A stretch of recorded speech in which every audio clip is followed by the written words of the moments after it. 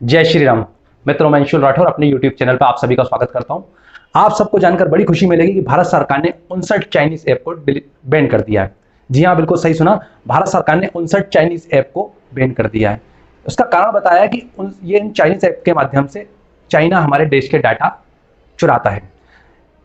इस डाटा चोरी के कारण ये जो डाटा चोरी है, ये भारत की अखंडता, संप्रभुता तथा भारत की आंतरिक और बाहरी सुरक्षा के लिए इसे खतरा माना गया, तो भारत सरकार ने इनको बैन कर दिया है। इस बैन के माध्यम से भारत सशक्त होगा और चाइना की आर्थिक स्थिति काफी नुकसान पहुंचेगी। सबसे पहले आपको ये बात जानना पड़ेगी कि चाइना वो डाटा चुराता कैसे और कहां से है, और दूसरी बात ये जानना पड़ेगी कि चाइना उस डाटा का करता क्या है। तो मेरे आपके पहले प्रश्न का उत्तर ये है कि चाइना एक गैर लोकतांत्रिक देश है, कम्युनिस्ट देश है। इसके अंदर जब कोई बाहरी विदेशी कंपनी चाइना से जुड़ती है, उससे व्यापार करना चाहती है, तो उसे अपना आईपी एड्रेस अर्थात इंटेलेक्चुअल प्रॉपर्टी चाइना को सबमिट करना पड़ता है। उसको अपनी टेक्नोलॉजी फ्री में देना पड़ती है। ये चाइना सरकार के नियम है। ये दूसरे देशों में लागू नहीं होते, क्योंकि चाइना एक कम्युनिस्ट देश है, तो वो सारी चीज़ें ज़बरदस्ती हथिया लेता है। दूसरी बात, जब आप चाइना का मोबाइल यूज़ करते हैं या चाइना का ऐप अपने मोबाइल में डाउनलोड करते हैं, तो होता यह है कि कोई भी ऐप आपसे परमिशन मांगता है। आप बिना पढ़े बिना समझे उन शर्तों को सीधे आई एग्री कर देते हैं, आप उन बातों को मान लेते हैं। आपको पता नहीं है, पर आपका आईपी एड्रेस चाइना अपने सर्वर पर ले लेता है। तो होता यह है कि जैसे ही वो ऐप आप इंस्टॉल करते हैं, आप चलाना शुरू करते हैं, तो आपके जीमेल आईडी, आपका अकाउंट, आपका Facebook, WhatsApp, Twitter account China उसके बारे में जानकारी जुटा लेता है। आपके जितने भी पासवर्ड हैं, चाहे वो बैंक का पासवर्ड हो, चाहे वो फेसबुक का पासवर्ड हो, चाहे व्हाट्सएप का पासवर्ड हो, वो चाइना को पता चल जाता है। अब आप जानेंगे कि आप फेसबुक, व्हाट्सएप, इंस्टाग्राम, इन सभी माध्यमों से आप फोटो या वीडियो अपलोड करते हैं। आप सब चीज़ें तो अपलोड करते ही हैं।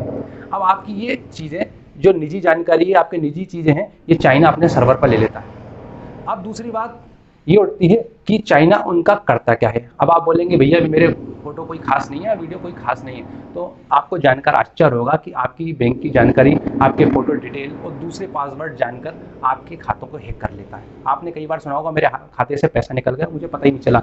ये कई चीज़ें हैं जो चाइना हैक कर लेते हैं। आज हमारी युवा पीढ़ी बहुत सारे फोटो या वीडियो अपने पास सेव करके रखती है, वो चाइना के सर्वर पर उन्हें आसानी से मिल जाता है। इस डाटा का यूज़ करके चाइना पहले तो लोगों को गुमराह करता है, उनसे डराता है, धमकाता है, उनसे पैसे लूट लेता है। यहाँ तक कि आपने पिछले महीने 2-3 महीने में सुना होगा कि चाइना ने कई कंपनियों से फिरौती मांगी।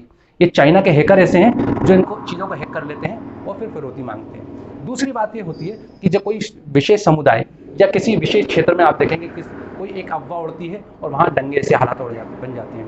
क्यों बन जाते हैं? क्योंकि वहाँ पर चाइना ने अपने माध्यम से उन्हें गुमराह करा है। दूसरा, जब अपने यहाँ वोटिंग होती है, तो वोटिंग के टाइम में आपने देखा पब्लिक उग्र हो जाती है और उनको बहका दिया जाता है। उस टाइम अक्सर दंगे हो जाते हैं या अराजकता फैलती है। तो ये किसी भी लोकतांत्रिक देश के लिए सबसे बड़ा खतरा है कि इस प्रकार का माहौल बनना। तो भारत सरकार ने अपनी देश की आंतरिक और बाहरी सुरक्षा के लिए तथा अराजकता ना हो, इसलिए इन ऐप को बैन कर दिया है। मित्रों, जैसा कि मैंने आपको पिछले वीडियो में बताया था, एक छोटी सी मुहिम ने चाइना के टिकटॉक ऐप की रेटिंग 4.5 से 1.3 पर ला दी थी और ये ऐप को डिलीट हो सकता था, किंतु ऐसा हो नहीं पाया। मित्रों, अब भारत सरकार ने उस ऐप पे बैन लगा दिया। आप देखेंगे 1 या 2 महीने में वो ऐप खत्म हो जाएगा, क्योंकि 100 करोड़ एक्टिव यूजर हैं, उसके लगभग 50 करोड़ भारतीय यूजर थे, वो भी एक्टिव यूजर। तो ये ऐप धीरे धीरे खत्म हो जाएगा और इससे सबसे बड़ा नुकसान चाइना को ये होगा कि अरबों डॉलर जो इससे कमा रहा था, इसका रेवेन्यू जो हासिल कर रहा था, वो खत्म हो जाएगा। उसी तरह यूसी ब्राउजर, हेलो ऐप और दूसरे जो ऐप शेयरइट है, जेंडर है, इससे करोड़ों डॉलर चाइना कमा रहा था, उसने हमारे मोबाइलों पे कब्जा कर रखा था। अब ये इनसे प्राप्त होने वाला रेवेन्यू ये खत्म हो जाएगा और चाइना को आर्थिक नुकसान पहुंचेगा। मित्रों, मैंने अपने पिछले वीडियो में आपको बताया था कि आप सोनम वांगचुक का जो अभियान चल रहा है, 1 हफ्ते के अंदर आपको चाइनीज ऐप और 1 साल के अंदर पूरे हार्डवेयर डिलीट करना है। साथ ही साथ मैंने अपने पिछले वीडियो में आपको ये बताया था कि अगर आप उन चाइनीज प्रोडक्ट को हटाते हैं, तो हमारे देश में बनने वाले हमारे किसी भाई के प्रोडक्ट आप यूज़ करेंगे, हमारे देश की किसी कंपनी के सॉफ्टवेयर आप अपने मोबाइल में इंस्टॉल करेंगे और उसे यूज़ करेंगे। तो मित्रों, आपको यही करना है। आपको भारत सरकार के साहसिक कदम का साथ देना है तथा भारत देश को सशक्त और आत्मनिर्भर बनाना है। आज समय आ गया है कि देश हमारा आगे बढ़े। यही है पहला कदम आत्मनिर्भर भारत बनने की ओर। धन्यवाद मित्रों। जय श्री राम। भारत माता की जय।